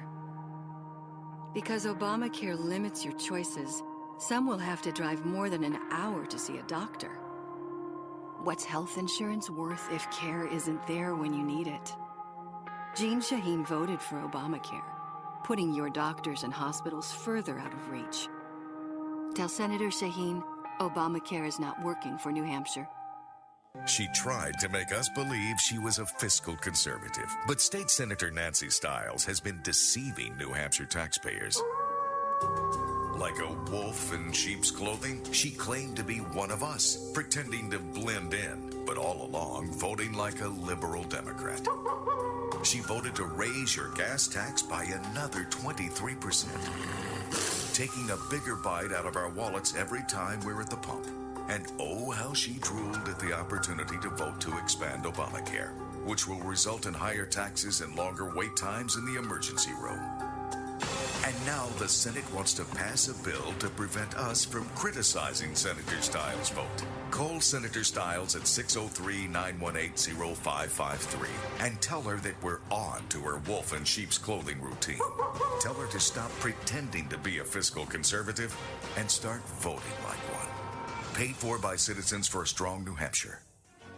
This is the Coalition of New Hampshire Taxpayers. We're located at 8 North Main in Concord, New Hampshire. This is the repository for all things conservative and municipal. So if you have a problem in your town, your school, your budget committee, the right to know law, and now, at the top of our list is voter fraud. You have a tip for us, some information for us, you want to join or help us out, cnht.org.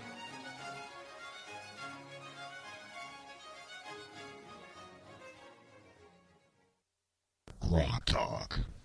Senator Jeanne Shaheen said, if you like your current health plan, you can keep it. That's not true, Senator. 22,000 New Hampshire citizens have been kicked off their insurance plans. Hospitals in Rochester, Concord, and Portsmouth, they aren't allowed to provide care under the exchange. Senator, you were wrong in your comments.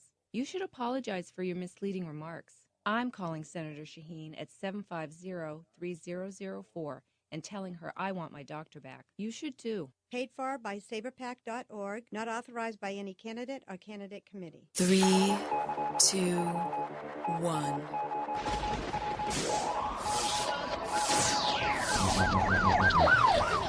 Welcome to another edition of GrokTALK, brought to you by New Hampshire's leading conservative blog site, GraniteGrok.com. We are your feared, extremist, right-wing, hard-charging, gun-toting, opinionated, outspoken, rabble-rousing, letter-writing, radio microphone stomping, conservatives, and rational libertarians. So get ready for another 30 minutes of news and opinion you could only get from GraniteGrok.com. GrokTALK. Welcome back to segment 4, the final segment this week. If you missed earlier segments, they will be available online, podcasted, everywhere. Almost everywhere. Gosh, how many places are we not is probably a shorter list now. Well, there's close to 10 places now where you can find this. It's pretty close. So, you have no excuses. We have great guests. We just had George Lambert in here, had a great conversation with him. Prior to that, we had Andrew Langer from the Institute for Liberty. Last week, we had Ambassador Francis Rooney. This is what you should be listening to. We have a good mix-up. We try to keep it interesting. Yeah. Absolutely. So, don't forget to check us out on Facebook and Twitter. Make sure you go to GraniteGrok.com. You can read all our great bloggers. We're still looking for some new ones, but we think we have a few more lined up. We're going to be working on that. Get you some new voices, some fresher, younger voices maybe. We'll see. And to just keep finding ways to deliver you content so that you want to come read us instead of those other losers. Especially as the two of us that are sitting here tend to turn more grayish. It would be nicer to get another generation's viewpoint because it is different than ours. I mean, we all tend, from where we write from, we are about liberty and freedom. But what we write about is a little bit different than what I see some of the millennials writing about. Mm-hmm. Their take on it is different. And we're trying to get some people who are, we write from a conservative libertarian standpoint. We're trying to get some more libertarians that write with conservative leanings to give you that other side of our aisle. And plus, it's an unserved demographic that we have.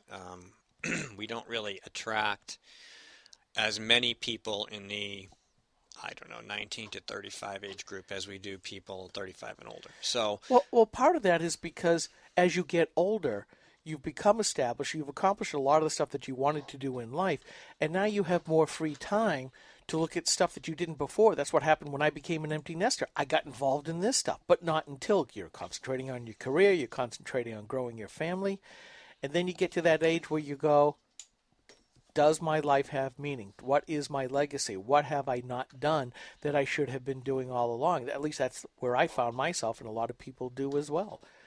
I wish I had been doing this for years. You could be twice as frustrated as you are now. That's right. Yeah, that's probably true. That's probably true. We'll switch here. Because Mike is still in training on running the TV station in a box as I keep kicking the table. I'm making my laptop dance. So. laptop dancer? Laptop dancer, yes. Headphone. He needs to be turned on, please. There we go. I'm dangerous enough when I'm not. Thank you. One button, and that's all it took. Yeah. Okay. Want to try Mr. Arvid again? Sure. Avard. I take it we didn't get any flashes. I didn't see any, but I insist I didn't. I wasn't looking. I wasn't looking. I was looking at you, and I would have seen it. That's true. You would have. It's a bright So light. anyway, Kevin is running against Peggy Gilmore in, I don't know the district number.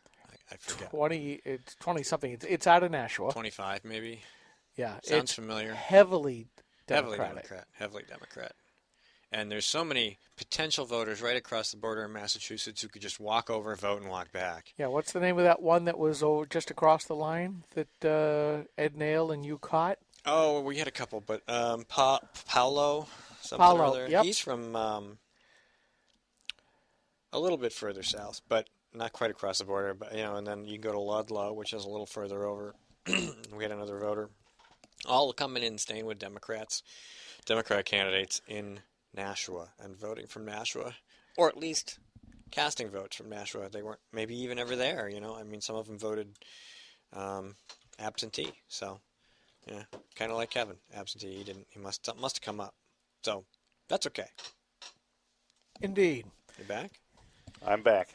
All Okay, right. so in the absence of Kevin, we can talk about all kinds of other things that we were going to talk about in segment one that we never got to. Let's take a look here at the recumbent Steve. Oh, now he's leaning forward. Okay. Sorry, do I need to lean back? No, lean forward, and that doesn't mean that you're on MSNBC either. That's their motto. Lean forward. Yes, it is. Lean forward. That's why we have that picture of that guy who fell off the toilet.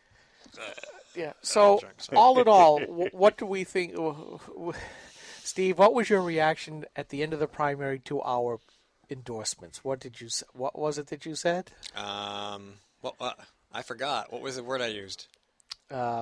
We don't have a very high hit rate. You know what? No, I had two words that I used. I gotta go find it now. And I can't remember off the top of my head. It was not death wish. That was what I called it. Yeah, our picking rate this time was not exactly spectacular. No, I personally have found the same thing. There simply isn't an appetite or sufficient appetite amongst the people to exercise that eternal vigilance and vote for conservatives. In the last presidential, I picked Herman Cain until he dropped out, and I then championed Newt for a little while, as did Andrew Hemingway. And even when Romney got on board, I looked hard at Romney. I eventually came around to thinking he's not such a bad guy, and he lost anyway. And if we look at our picks, our constitutional conservative picks for the various races, I see nothing wrong with our picks. These are the kinds of people that will defend your rights. That's the whole purpose of government. And, folks, you didn't pick them. So the Republican Party has been trying for long enough to dissolve the people and elect another. I'm going to say perhaps Granite Grok is too far ahead of the curve. But if we do I like that. But if we do not elect people who will champion our liberties instead of their power for its own sake, the country will be lost, and we will be telling our children and grandchildren, as Ronald Reagan said, what it was like in America when men were free, because mostly free is already too generous a description. We have to fix this. Well, like Andrew Langer said, every day most Americans commit 3 felonies and they don't even know it, because the regulatory state is so immense. I was going to say, we were talking about, I have a campaign sign history of losing Republican governors in my shed. Yeah. Well, let me ask you this. I've got enough signs I could probably insulate the inside of my shed with various 2x4 and 4x8 campaign signs. First, Steve, and then Mike. Of the primary races, which one were you most disappointed in the result? Well, here's the thing. I kind of expected the results we got. I think the one I was most disappointed with was probably Andrews. Only because I was really excited about having a young, fresh, entrepreneurial, motivated candidate, and of course Scott Brown's the big one. everybody was kind of hoping, but then, of course, you knew the vote was going to get split, and he was going to end up with 50%, and the other two were going to end up with 50%, and that's where it was going to go. That was almost kind of a given. Yeah, unless either Rubens or Smith would have dropped out, that wasn't going to end. Even then, I didn't look at the totals.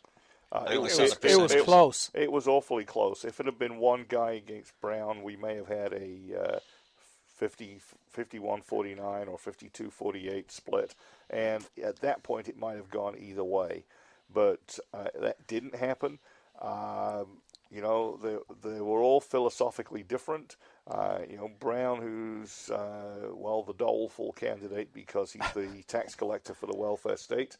And let us not forget, no matter how much Hiawatha crows about it, he brought us Dodd-Frank. He brought us the Consumer Finance Protection Bureau, which claims the right to issue cease and desist orders to any business, anywhere, anytime, for any reason, and good luck getting your day in court. These are the reasons why. But he still votes with the president less than Barack Obama. I'm not sure that's going to... Less than Jeanne Shaheen. Less than Jeanne Shaheen. Yeah. I'm not sure that's any reason to go out and get infused Yeah, the about shark it. took my arms, my legs, but I still have my arms. It's sort of like I said about, it was like my football analogy the day after. I wasn't even going to write anything. And then that guy, Chris, whatever his name was, got all pissy about the purity about the purity test and everything. And I'm like, all right, now, give me a break. This guy has no clue what I write about. He's like, if you wrote about Democrats more than Republicans. Okay, I got like 5,000 posts. Most of them are about Democrats. They're all about progressives, no matter what side they're on. So the message to the Republicans is stop putting up progressives, and we won't be treating them like second-rate Democrats, which is what some of them are. What I was most disappointed in, it's a toss-up between Andrew Hemingway and Jane Cormier, because both of those people are really good people and really deserving of, in my opinion, a seat in the State House. And I don't think that Walt Havenstein will be a bad manager. I think he'd be quite a good manager. I think he's got his work cut out to appeal to the grassroots after a few somewhat contentious confrontations during the primary season. But I don't think, like some of the others that we've dealt with, I don't think he's a terrible choice for governor. I just really wish that Andrew would won, because I think that Andrew is, in fact, that young, new, fresh, energetic, with a set of bold, clear, and relatively simple ideas like the business flat tax instead of the business enterprise labyrinth. All these are great ideas. Jane Cormier, I'm hugely disappointed because she has been an absolute firecracker in the House, and that was a close race. And she would have brought much needed conservative enthusiasm to the Senate, which most of our Republican senators lack. And because the person she was working to replace really doesn't deserve to be there. Other than that, Marilinda versus Jim Lawrence versus Gary Lambert, the guy who ran the most negative race lost. Personally, by the end, I was rooting for Jim Lawrence because I think he's actually the best conservative of the bunch. His voting record showed it too. But I'm happy that Marilinda won. And, it was a solid win. It was a solid win. Yes. And she deserves her shot at the State House. Well, not only that, but now she's got the support of some moneyed PACs that will help her in her race against Annie Custer. So we'll see what happens. I have my understanding who you just voted for to represent New Hampshire in the U.S. Senate. New Hampshire Republican Patriots fans, how would you feel if Tom Brady spent 39 minutes of every 60-minute contest suited up and under center for the other team? And that's really what Scott Brown's been. Yes. That's not to say that he will continue to be that way, but we can only act on what we know. And that goes back to what I keep saying, and probably will always keep saying, consistency breeds trust, yields votes. There is no consistency with his votes. I wanted Bob Smith in that race only because I wouldn't have to worry about his vote. I would know how he would vote probably 98% of the time before the vote was even cast. That breeds the trust. That breeds additional votes. I don't know how he's going to vote if he is to beat Jeanne Shaheen. I know how she's going to vote. I don't like it at all. But as Mike, you pointed out, Dodd-Frank and the Consumer Protection Agency, that gives almost unlimited power to government because it is that bureau is unassailable and unaccountable to Congress. It is its own little kingdom. Right. And let's not forget that Jean Shaheen was all for that stuff. She's worse by a long mile. The question is whether Scott Brown can overcome Jean Shaheen. I surely hope so. And after that, on his record be it, whether we're enthused about his re-election. All right, we're going to take a quick break. We will be right back after this. We are struggling. Rising healthcare costs are part of the problem. Senator Jean Shaheen helped create this mess we're in. As a state senator, her bill chased 21 insurers out of our state. It reduced our choices, raised prices for New Hampshire families, and when Jean Shaheen supported Obamacare, it limited access to 10 of our 26 hospitals, reducing our choices again. Tell Jean Shaheen she's made healthcare worse. This is the Coalition of New Hampshire Taxpayers. We're located at 8 North Main in Concord, New Hampshire. This is the repository for all things conservative and municipal. So if you have a problem in your town, your school, your budget committee, the right to know law, and now, at the top of our list is voter fraud. You have a tip for us, some information for us, you want to join or help us out, cnht.org.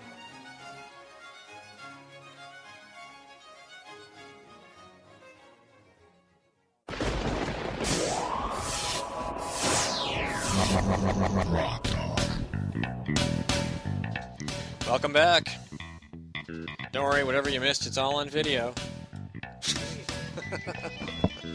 Button. Do. We've only got like 12 minutes left. So what do we want to do? Well, Mike's dialing the phone. I think he's ordering pizza. Wait a minute. We do hot dogs. Hot dog pizza? Can't Chili order hot dog dogs. pizza. She doesn't deliver. It's just her down there. That would be interesting. Yeah. Chili hot dog pizza. Could bring her in and have her have a seat. The economics of a hot dog stand. That's right. And Very the people she important. meets. So, let's see. What else is going on out there? Oh, God. So much going on. Too much going on. Yes. Is it war or is it not? Is it counterterrorism or is it not? Is it a coalition or is it not? It's a man-caused kinetic contingency operation. Come on. I mean, England and Germany have said they're not going to participate. Turkey has said that the U.S. can't use the huge airbase that we have in Turkey, Incirlik, for the U.S. bombing. The boots on the ground have to be somebody else other than ours. But we already have 1,200 combat troops on the ground in Iraq. But we're told we don't have any combat troops. We don't have any combat troops, but we have Kevin. There he is. And Kevin's hoping to be the combat troops for the Republicans in... what's your district? District 21, is it? 12. Sorry. Well, you got the numbers right. We were just way dyslexia. off. We were Dyslexia of the tongue. That's all right. I'm a little dyslexic myself. So Peggy Gilmore is obviously worried because her signs were up early and she had a whole contingent at the Hollis polls holding signs for her, even though she was unopposed in the primary. So, are you going to give her cause to be worried?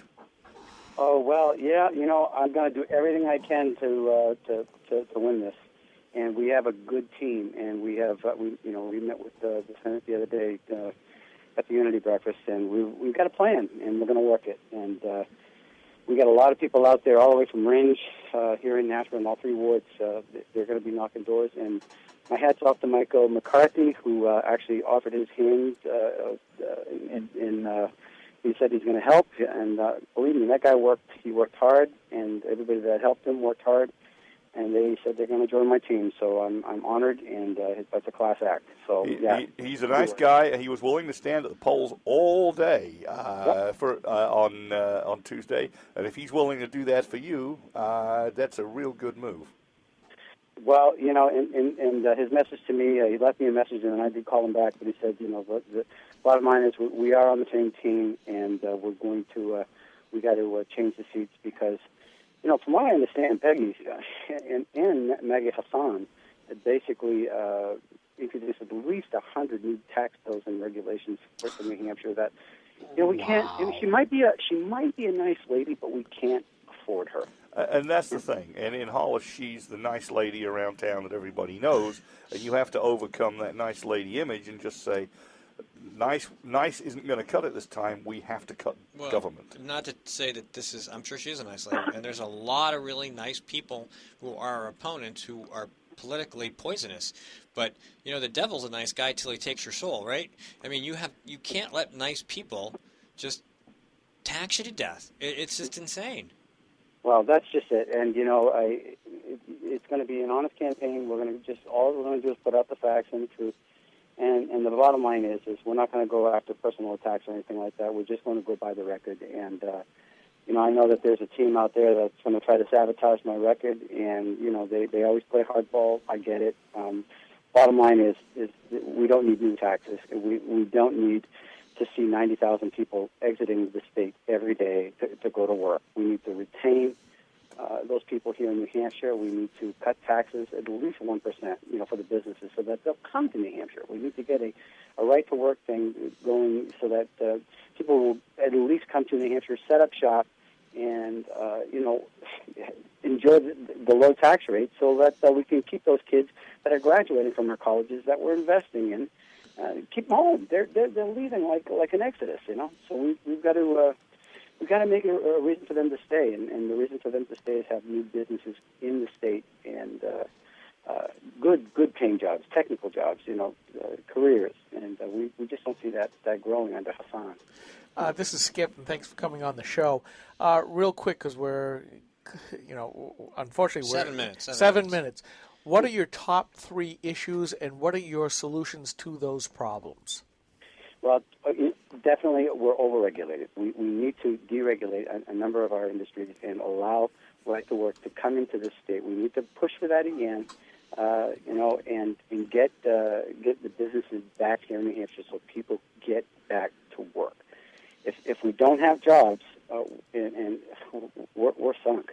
Because we've got a big cloud over our heads. So we need to get businesses to come to New Hampshire, look at it, invest in New Hampshire, and set up shop. How do we do that? We start deregulating, and we make it attractive for businesses. So do you go after the regulatory agencies, the state departments, or do you go after all of the boards and commissions that we have, which outstrip every other state on a per capita basis by far? The answer to that is yes. Oh, thank you. Keeping it simple. We have constitutional laws and we have things on the books, but somehow these regulatory agencies seem to kind of go around the laws, and they just keep adding new regulations, and these regulations turn into taxes and burdens, and there's no representation with it. You know what I'm saying? This has to stop. What's the most egregious one in your viewpoint? Oh, off the top of my head, I don't have a most egregious. I get that asked from my kids all the time. What do you like the most? What do you? It's hard to point out, but I do think one of the things that we can step forward with is establishing a right to work state, making for anybody to get a job with the state. It's important instead of having to join a union, forced labor unions. It's just, to me, that is egregious. Number one, we also definitely have to reduce our business profit tax by at least 1%, not 0.5%, but 1%. And we'll attract new businesses, and that'll generate more revenue, and it'll definitely allow more businesses to say, hey, let's go up to New Hampshire. It's beautiful up there, and so yeah. Third issue. You guys still on the phone? Yeah. Yep, we're there. What's your third one? I definitely, a lot of people know that I'm the voice for the people, and anybody who knows Kevin Avard knows that we definitely need some court reform. We need some accountability in our courts, and it seems like every day I get phone calls still, that people are being somewhat, aggrieved by some of the injustices that are happening in New Hampshire, and there needs to be a justice system that we can say, you know what, they're fair and they're balanced. And right now, from what I'm seeing, there are too many people with the same story from all over the state saying, look, we got a problem. This particular judge worked outside the law or, went outside their jurisdiction or didn't follow the statute. So those need to be looked at. We got on the ballot, CACR 26 which was it had to do with the people having a right to making the courts accountable, because Article 73A of our Constitution says that the Supreme Court justice shall have the administrative rule of the courts, but such rules shall have the administrative law, shall have the effect of law. In other words, the courts are making rules that have the effect of law, and people have no way of speaking out against these rules. So we need to put it back in, partially back into the general court's possession, so that at least the people have a voice when it comes to certain rules of the courts. Not everybody's affected by it, but the people that are devastated, and so we need to address that. Well, you certainly, at any point, you could be, the regulatory state being what it is, you never know when you could end up in a court. We had Andrew Langer on the first guest segment, and he reminded us that every day the average American commits 3 felonies because we just don't know what the regulatory state's up to. I'm sure it's not much different here. I know that the New Hampshire Department of Environmental Services is one of those swords of Damocles that constantly hangs over our heads. At any point, they could walk into your yard and decide something. Mm-hmm. And you have nothing. You can't do anything. All you can do is take them to court, and that's what they want you to do, because you can't. Most people can't afford that. Well, bingo. And whether you're a business or you're a private individual, who are they accountable to? That's the point. Yeah. Who are they accountable to if they violate your civil rights, right? Whether it's the courts or any of the bureaucracies that are out there, the banking department, or what recourse do you have? The classic case was the Jeff Frost case, where they just stormtrooped his house. They took all of his property records and threatened his lawyers. They said, you're going to go to jail if you don't comply or do plea bargain. He said, I'm innocent. He had to appeal all the way to the Supreme Court, which cost him $185,000. At the end of the day, when the Attorney General's office came to our committee of redressing grievances, guess what they said? Well, we misinterpreted the law. Well, sorry, but that cost Mr. Jeff Frost $185,000. And then, of course, there's Mike Gill, who's out there. He's complaining about a number of things that nobody seems to be addressing. So there are a lot of issues out there, but our number one issue right now is definitely the economy, and of course, getting this bureaucracy off our back. Okay, we got about 30, 40, 50 seconds left. How do people contact you, donate to your campaign, etc., etc., etc.? Please donate, please donate, please donate. Avard 4, the number 4, Avard4nh.com. The Democrats have got us outspent 100 to 1 at least, and so I'm not a rich person, and one of the hardest things for me to do is ask for money. So $3, $10, $50, $1,000, please donate, and I really appreciate it. Thank you. I give you 3 words. Last Thursday, Hollis. Remember that, we'll book you. Gotcha. All right. See you there. Thanks for the opportunity, guys. All right, thank you, Kevin. You have a great weekend. You too, thanks. Bye-bye. All right, that was Kevin Avard running in District 12. Not 21. 12. I got a 12 written right here. I'll forget it by next week because that's just how I am. But, hey, we will be back next week with some new guests, and one of which is already booked, and I can't remember who it was. But if you are, the flag man. Yeah, if you are having a campaign or you are in a race or you want to talk about an issue, you can reach out to me at nh.steve@yahoo.com or steve@granitegrock.com or Mike or Skip at granitegrock.com, and we'll be happy to talk to you about a guest segment. In the meantime, we're done for today, and we will be back next week with more news, more opinion, and more Grok Talk.